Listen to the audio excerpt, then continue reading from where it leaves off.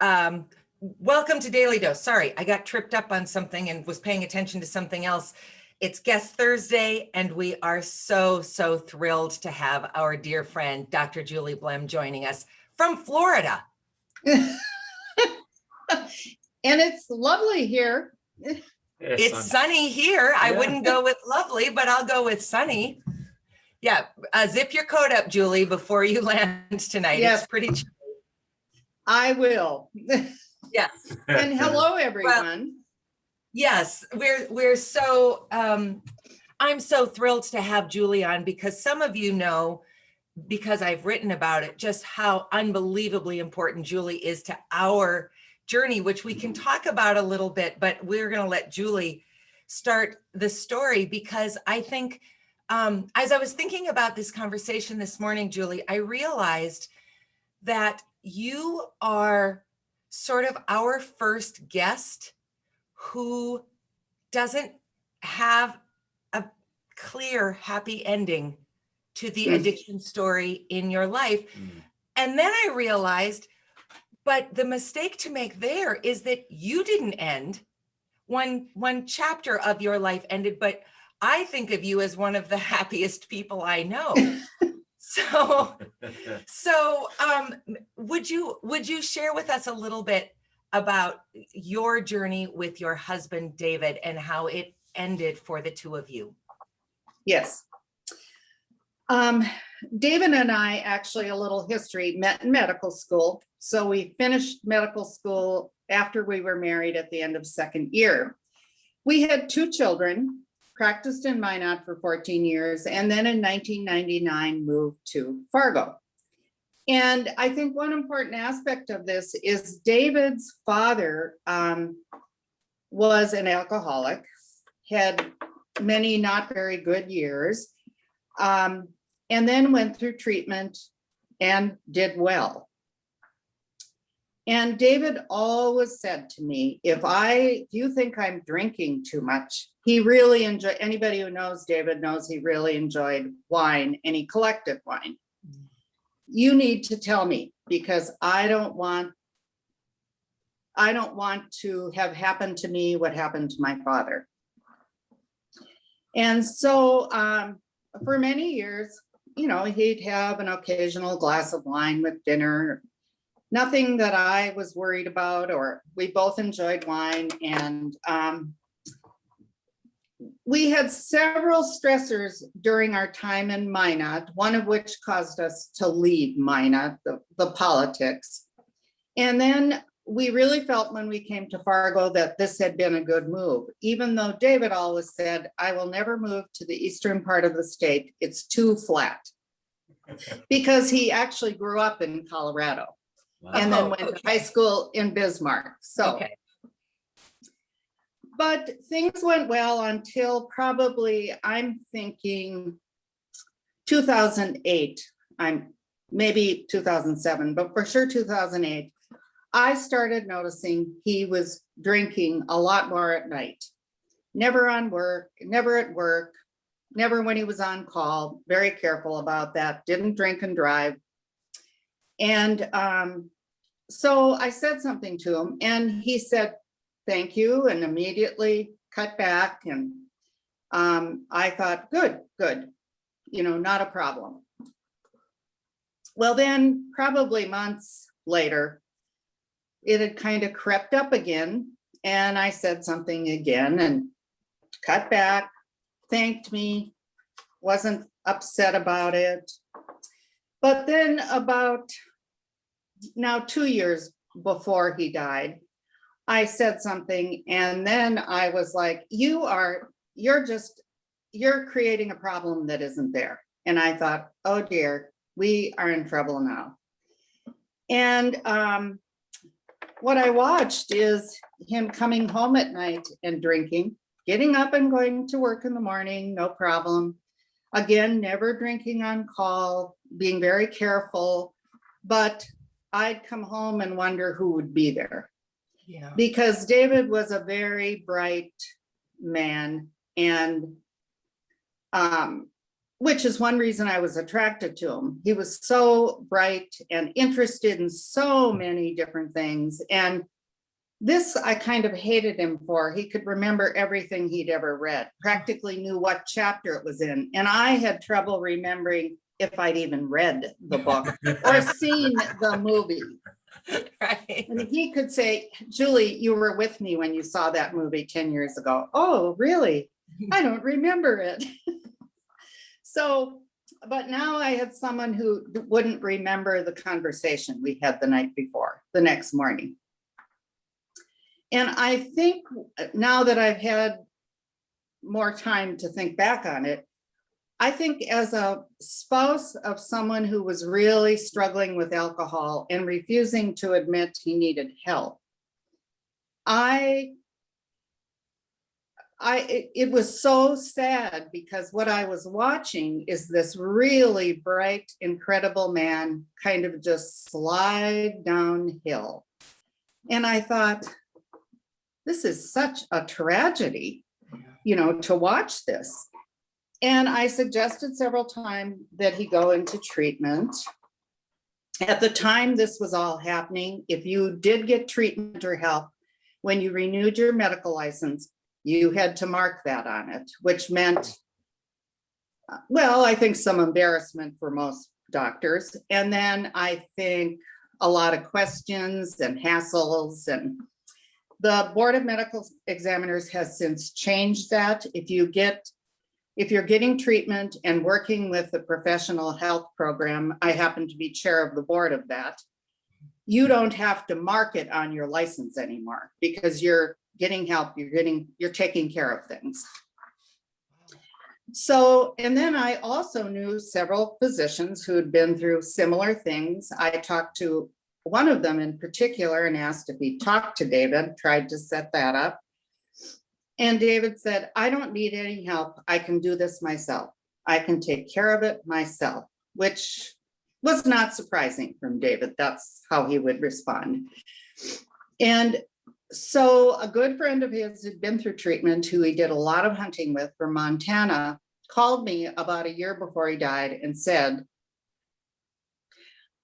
David's in trouble. He needs to go into treatment. And I said, well, you and I have talked about it, Jack, I know. And he said, so I want you to be gone. I'm coming this weekend and I'm going to do an intervention, which he did. I disappeared and he could not convince David to go into treatment, which Jack felt he needed. But he did get him to say, I'll go to AA every single day. He said, okay, here's another option. And so he did do that maybe for 4 to 6 weeks. And then it started falling off. Well, I can't go tonight. I'm covering call for blah, blah, blah. And frankly, he could have still gone. And if he got called, step out. And things just, steadily downhill. And now I'd worry about if we were going someplace, I'd think, have you had anything to drink? And so I would insist if I was with that I'll drive because I was really becoming uneasy about all of it. He was still not having any difficulty at work. And so a Friday in November, I had a meeting in Denver for the medical school. And I flew out there and talked to him that night. And he was so excited because his father had been diagnosed with pretty aggressive lung cancer. But the PET scan he'd had showed no spread, no metastasis. So David was really happy and said he told his dad, well, with no spread, you should go ahead with the chemo, all of that. And we also had tickets to go to our son's PhD dissertation in January. And so he really sounded good. I talked to him Saturday and he didn't sound so good. Well, I could tell he'd been drinking. And it was deer hunting. And he never missed an opening deer hunting unless he was on call. And so I said to him that day, you should go to Carrington and hunt tomorrow with Ernie because he never drank when he hunted. So I thought he'd done that. I didn't even call him Sunday because I thought he was there. And Monday morning, I get a call from someone who worked with him and a person who was also a friend of mine. And she said to me, David hasn't come to work. And he never is late and never doesn't come unless he's told us, you know, he has an appointment or something. So she said, I think I should go and check on him. And I thought, oh, no, I don't think that's a good idea. Because, you know, I thought you probably drank too much last night and you fell or you're still passed out, whatever. So I asked my sister Mary and her husband to go over because David and Danielle got along really well and it wouldn't be as embarrassing for him. And I got a call about half an hour later and he had shot himself in our basement. And I was kind of like, I mean, I really couldn't believe it right away because I thought you were so happy about your dad and was going to fly out there and visit, you know, be with the doc. He has visit at the doctor and you were so excited about hearing Ben present his dissertation. You know, how could you have done this? And he actually had plane tickets to fly out to Wyoming the Friday for work. It was just kind of unbelievable. Well, about an hour after that, I get a call from the policeman. I talked to the police, but then he called me and he said, did you know David had a DUI? I said, no. Well, Sunday morning, so he died Monday, although I actually think he died Sunday, but they found him Monday. He had clearly been drinking, got in the vehicle, and I'm sure was heading out to Ernie's to hunt. And he was picked up because he was weaving all over the road. And so he was taken in, released on bail or whatever, and went home. They kept his car keys and everything. And, you know, I think the shame for David, he'd always told all his kids, patients, don't drink and drive. And I mean, it would have been in the newspaper. Here, it would be all over the paper. And I also think that for him, that would be an admission. Well, clearly I couldn't take care of it myself. And so, you know, it's so tragic to, and it's really had a huge effect, especially on my daughter who's intellectually disabled. And, you know, it just tells me that at the time he did this, first of all, he was drunk. And second of all, he clearly wasn't thinking right anymore because he would never, ever, ever have done something like that because of Amy, especially. You know, Ben, it had a big effect on him too, but not quite the same. Yeah. And so, you know, and the other problem with that, with both alcohol treatment and if they end up in jail or suicide like David, is the people left behind, including his friends. Oh my gosh, what should we have done? Should we have done something more? I mean, every once in a while, I think, should I have just said, I'm moving out, I'm divorcing you unless you quit drinking? Would that have made a difference? You know, you second guess yourself. And a couple of his closest friends, well, I should have, you know, I talked to him the day before. One friend had talked to him that day and thought he'd been drinking. He could tell that and thought maybe I should have driven up to see him. And well, you know, that's just, you can do that forever. The rest of time. Yeah. Yeah, it's a waste of time. And, you know, you do what you think is best at the time. Yeah. But the effect it has living with someone doing that is watching them kind of go downhill is so, so hard. And you alternate, you know, it's a disease, addiction, but sometimes you are still thinking, oh, for Pete's sake, Get your act together. Yes. And then you think, oh, no, it's like diabetes or cancer. I have to be more sympathetic. But when it's, kind of also somewhat destroying your life because you're not sure what to do and this isn't the person you married. Yeah. It's, I don't wish it on anyone.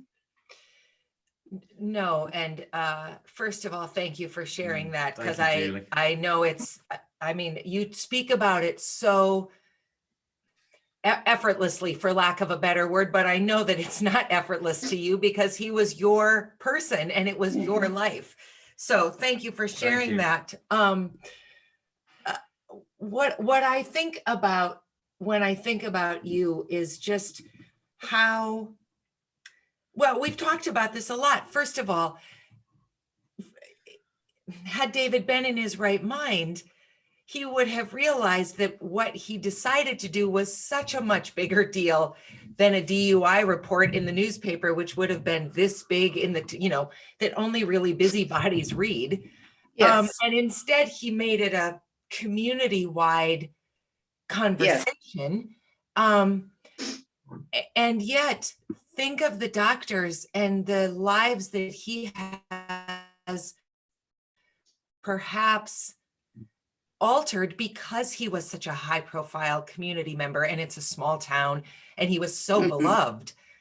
Not that as the surviving spouse, you need to sort of find the silver lining, but wow, what an incredibly brave thing you have done in these years of being so honest about it, to make sure that other doctors in particular, who we forget live under tremendous stress, Yes, and have financial resources. One of the things we've talked about so much is just there's a sexiness to alcohol that means if you're affluent, you're not an alcoholic, you're like a wine connoisseur. Yeah. Only Yes. poor people are alcoholics. Other people just appreciate it. Yeah, they drink the stuff out of a brown paper bag. Yeah. Right. And at the end of the day, alcohol doesn't go into a body and say, oh, this is a medical doctor, I'm going to just flush right through. No, alcohol doesn't care. No, it doesn't care one thing about who you are or what your status is, nothing. Yeah.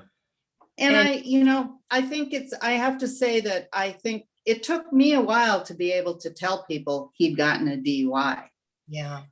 I kind of go, well, no, he really wasn't down in the dumps per se, terribly depressed. And I'm not sure and then I finally thought, this is not helpful to people, especially, which is one reason I started with Dr. Olson doing the presentations to residents, physicians, medical students, because I think it is important that we be able to talk about it, admit anyone can have a problem, and try to destigmatize it, both for alcohol, drugs, and suicide, which there is still huge stigma around it. There was recently an article in the New England Journal of Medicine from a now practicing physician, but she, in her medical school and residency, when she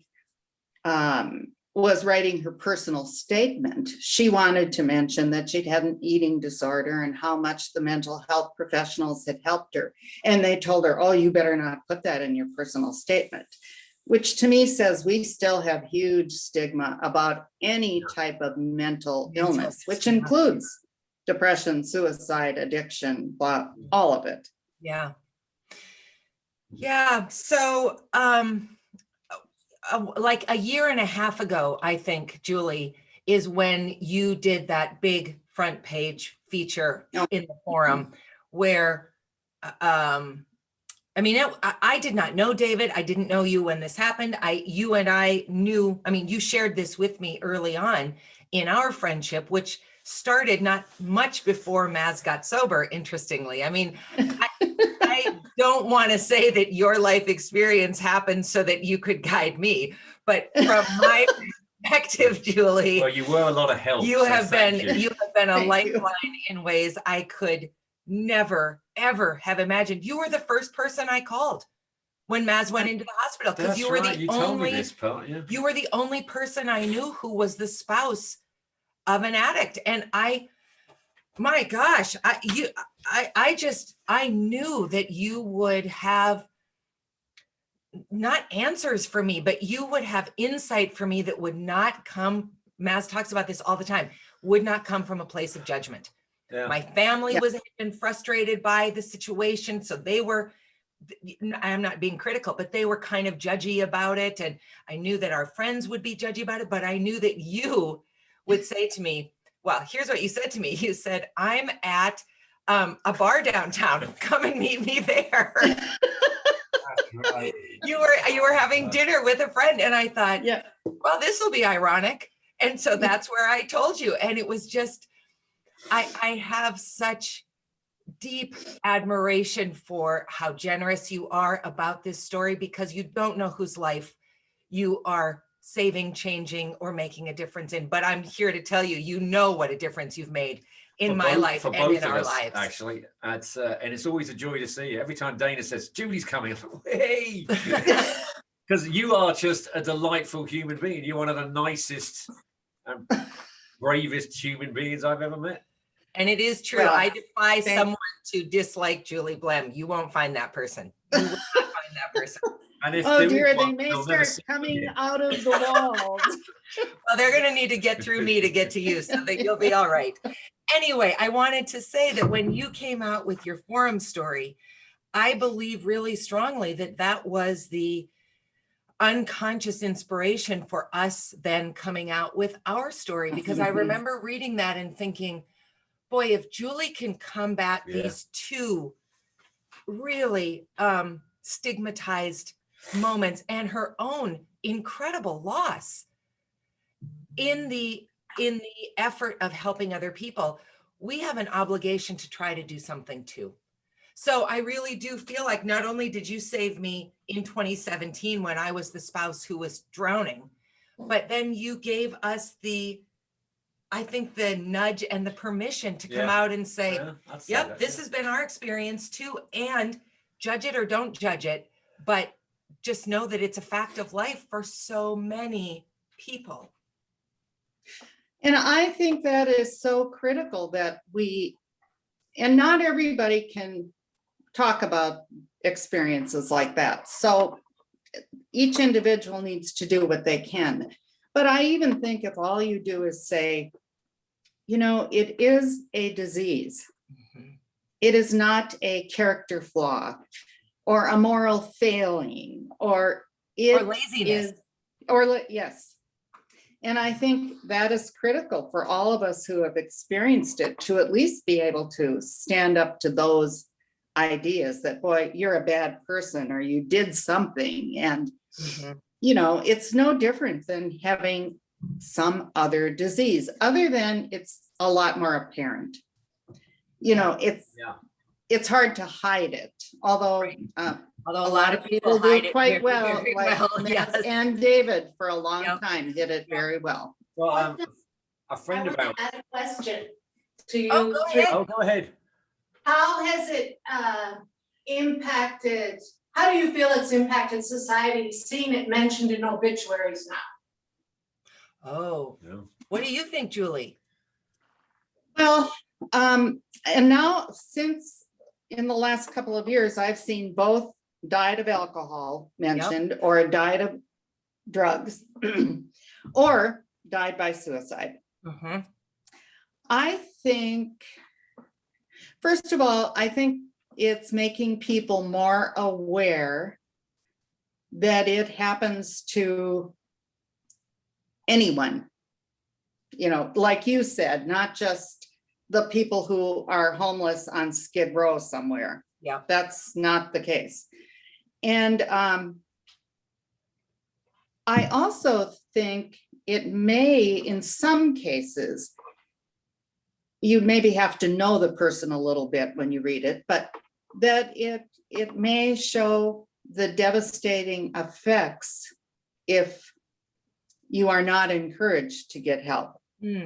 I think it also shows, and this probably doesn't happen in an obituary, but in some cases I've known that the person I'm reading this about has tried multiple times to quit alcohol or drugs or been treated for depression a lot, that it isn't their fault per se. I mean, I could blame David because he refused to get help. I mean, on one hand, he should have gotten help, but He tried. yeah. He went to AA meetings. Yeah. My sister Mary is saying he tried. He went to AA meetings, and that's a good point. The ones he knew he wouldn't fit in at. Did you hear Mary, that? You can be on camera. I knew. Oh, well, yeah. This is not a family show exactly, Mary, but Facebook might shut us down if you're full on. Yeah, let's stretch the And limits. Dana's mother is watching, so, She's very delicate. so let's be careful here. Good God. It's Maundy Thursday, woman, for God's sake. She's laughing pretty hard over here. That's good. That's very good. Anyway. But I do think, I had never thought of this till after he died, when I said, he went to AA and then he quit. And my sister said to me, yeah, because he picked a group where he knew he hadn't done such bad things, or, picked a group where people had struggled and gotten a criminal record, or They didn't look anything like. they didn't look anything like him. And there are in Fargo-Moorhead, at least for AA, I have learned there are multiple groups. You can find a group that has people just like you, same type Maz of place talks in the about that a lot. community. Yeah. There's got to be about 100 different meetings, and you just find the one you like. There are some I won't go to, because when I was in treatment, we went to a different one. There are some. Oh, each time. Yeah, there Yeah. are some that are quite religious, and basically you need your own tambourine to get in.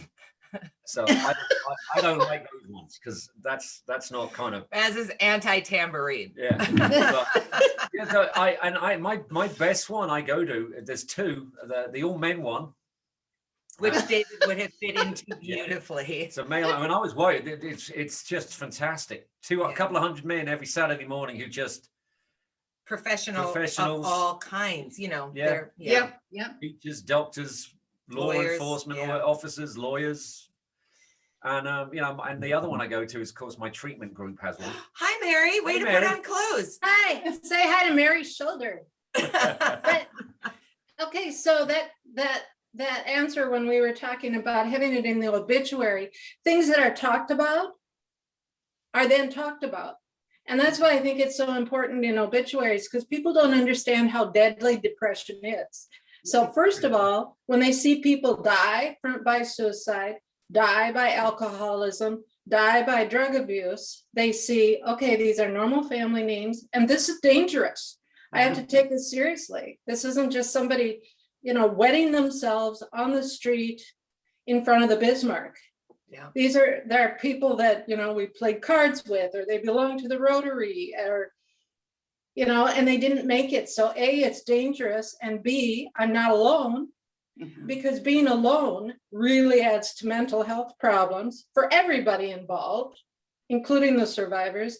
And C, well, if they can talk about it, I can talk about it. If they consider it a disease, I can consider it a disease. I think, if you take it out of the shadows, now it's on the table. Like, what about COVID relief funds in North Dakota coming from the federal government? Everybody knows drinking has increased, depression has increased. Overdose. Where's that money going to the public programs helping those specific items? The oil companies are not depressed. The end. Thank you, Mary. Thanks, Mary. Okay, Mary gets to be in my inner circle now, because Mary went full politics Yeah. right out the gate. I love it. I think I know what Mary thinks. I like that. That's always a good sign. I love that. Absolutely. But she's absolutely right. She is And right. That's correct. I mean, I imagine that you have heard, Julie, what we have heard, which is just A, I had no idea this was going on in your life. Yeah. And B, this is exactly where I am too. You have been so important in just making me feel not alone. I say all the time, it's stupid that I thought Maz and I were the only couple on the entire planet going through an alcohol problem. But when you're in it, it becomes so singular and isolating, and it is Yes. the only thing that you can focus on, that you do forget that everybody's got some touch of this somewhere in their life. Since we have come out to talk about it, I have just been floored at the people who have reached out and said, my cousin, my spouse, my sister, I am, my mom, Yeah. if we talked about it the way we talk about cancer, I always say, if Maz had gotten a cancer diagnosis, I would have let everyone know, and everybody would have made a meal train for me. Somebody would have done my laundry. Yeah. Yeah. They would have taken, whatever. And it's nobody's fault that that didn't happen for me, because I didn't tell anybody. But it wouldn't have likely happened for me anyway, because that is not what we don't celebrate the family of an addict the way we celebrate and lift up the family of someone with a different kind of disease. So I just think the more these conversations happen, it celebrates the wrong word, but you know what I mean? We don't Yes. surround these families in the same way. And in part it's because none of us want to talk about it. No, well, and I think in part, we're a little scared because we know someone else, I have siblings with issues. Yeah. The same things. And one of the medical students, there was an interesting article in one of the psychiatry journals, and it was one of the authors was the woman who's the chief medical officer for the American Foundation for the Prevention of Suicide. And they interviewed people about stress, depression, medical students and residents, and addiction, and what this one medical student said is openness is liberation. That for her being able to talk about her issue, which I think was addiction, she felt liberated and felt she could finally get some help. Yes, and provide help. Yes. That's the truest sentence I've maybe heard. It is how liberating it felt to stop acting like this wasn't a thing. Mm-hmm. And in our case, it's been easy because to date, our outcome is highly successful. Mm-hmm. I don't know what choice I would have made had Maz died in the hospital like he could have, or had he fallen back into addiction. It's hard to say, but your story did not end happily, and you're here. Yeah. Our story so far has been happy, and we're here. And so I think the presiding thought is that this is a continuum of being a human being. And Yes. you're not responsible for David's addiction. You're not responsible for having saved him. You're not responsible for his suicide. And you didn't die the night that David did. So you have to figure out, how do you keep going? And you've done that so beautifully, Yeah, Julie. God, yes, yeah. Well, thank you. But I do think that's an important thing for survivors of addiction, suicide, whatever, and for the family as survivors, because this is, just like diabetes doesn't go away, you can manage it well. Addiction doesn't go away. Every day, Maz, you're working at managing it every single day. I mean, sometimes I'm not consciously thinking about it, but it doesn't disappear. Right. No. And I know people where the thought of not drinking consumes them. Mm-hmm. Every now and then I even forget to pat myself on the back when I go to bed. Well done, another day. It just it's a wonderful for me to be a seamless transition. Yeah. But I got a question for you though, Julie. All right, last question. Yeah. So we've talked about AA, and I for example, when we had face-to-face AA meetings, I used to go to the 8 o'clock on a Saturday, a couple of hundred men there. We've talked a little bit about Al-Anon, and Dana's gone to two or three meetings. Do you think there's enough there? I mean, do you think Al-Anon does enough for relatives of addicts? I went for a little, probably several months, and then David died. And it was helpful again to hear other people were struggling like I had. I didn't dare talk to even my friends about it, most of my friends. I had a couple I could talk to, but I didn't want to make David look bad, you know. Yeah. And Al-Anon, I think, was helpful there. But I'm not sure I found it as helpful as many people find AA. And I think it's not out there enough. I mean, I think a lot of people don't know about it. Yeah. But Yeah. Al-Anon is a reflection of society. Al-Anon are the people that aren't keeping the secret. And the vast majority of society is keeping the secret. So Al-Anon people are the ones that finally admitted he died from he lost his struggle with addiction. Yeah. She committed suicide. Al-Anon, every AA person should be an Al-Anon, because who knows more Alkies? And every family member of every alcoholic should be an Al-Anon. So that's pretty much, I mean, I forgot your name, is it Maz? Maz. No idea. Yes. Don't you walk around and feel like we're the vampires?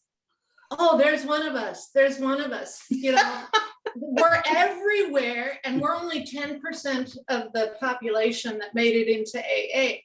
And so people don't go to Al-Anon because they don't want to know about it. They don't want to admit it. They're ashamed. They don't want to be seen going, just like I didn't want to be seen going to AA. They are society's snapshot picture of the acceptance of addiction and treating it like cancer. Like there is no Roger Maris Addiction Center where it's paid out regularly. You have cancer, you don't have to apply and hope and dream you get a bed. Why is that? It's a medical condition in the book of medicine or whatever. The diagnosis related. Yeah, groups. why isn't there an addiction ward? Why do you have to hope and pray you can get in to Prairie? I mean, we are not even close to treating it like a medical illness. It is still a stigma. It is still something that people look at someone and say, if they just pull themselves up by the bootstraps, and I don't want to be associated with them. And also, Al-Anon people are as sick as the alcoholic. So they are not firing on all cylinders at all. You need your own program. Clearly. We got to get a camera in front of you, for Oh heaven's my sakes. God, You're yes. on fire.